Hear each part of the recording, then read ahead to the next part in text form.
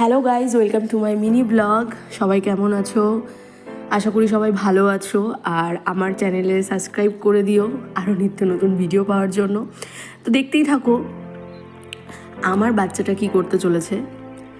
ও ফার্স্টে হচ্ছে আমার হাজব্যান্ডের সাথে খেলা করছে। ও ফার্স্টে খেলা করছিল, আমার সাথেও খেলা করছিল। তারপর আমি ওকে আদর করে যতবার বলছি যে যাস না বাবা, যাস না, আমাকে ছেড়ে যাস না, ও কি করছে, ও এখান থেকে যাওয়ার চিন্তাভাবনা করেই নিয়েছে একদম। ও কিন্তু এখন পুরো নিষ্পাপ বাচ্চার মতন রয়েছে, এমন ভাব করছে যেন ও কিচ্ছু বোঝে না, কিচ্ছু জানে না। এবার তুমি জাস্ট দেখো তোমরা যে ও জাস্ট এখান থেকে নামবে, নেমেই খাটের নিচে লুকাবে। আর কোনো বলা নেই, কওয়া নেই, খাটের নিচে। ওকে কিন্তু কিচ্ছু বলা হয়নি। ওর এখন বাইরে যেতে হবে খেলতে, আর একটু বড় হয়েছে, এখন বাইরে বেরাচ্ছে। বাইরে আরও কটা ছেলে বিড়াল আছে, এটা মেয়ে বিড়াল অবশ্য, আরও কটা ছেলে বিড়াল আছে, ওদের সাথে খেলা করতে যাচ্ছে। এবার কী খেলছে ভগবানই জানে, আর ও জানে। তো কীভাবে দৌড়ে পালালো, আমি সিঁড়ি থেকে জাস্ট নামতে নামতে ওর ভিডিও করছি, দেখো লুকিয়ে পড়েছে ও, জাস্ট ওখান থেকে বাইরে বেরাবে।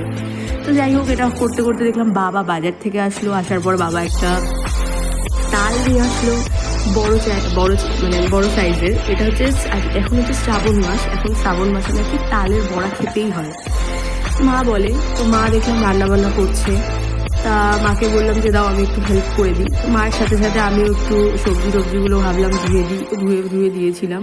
মাছ এনেছে আজকে 3-4 রকমের মাছ টোটালি আছে, তা আমি মায়ের সাথে একটু রান্না করেই দিয়েছিলাম। এই চচ্চড়িটা আমার খুব ফেভারেট, আর এটা আমি রান্না করেছি। পরে একদিন তোমাদেরকে শেয়ার করব রান্নার রেসিপিটা। তারপরে একটা বাসি রুটি ছিল, ভাবলাম ওটা দিয়ে পাপড়ি চাট বানাই, এটা খুব ট্রেন্ডিং চলছে যে রুটির পাপড়ি চাট। তো করে দেখলাম হেভি খেতে হয়েছে। বন্ধুরা তোমরা সবাই করে খাবে।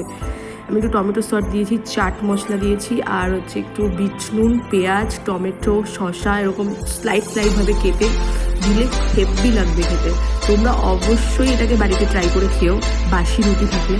তো আমার ভিডিও ভালো লাগলে লাইক, সাবস্ক্রাইব অ্যান্ড ফলো করে দিও মাই চ্যানেল।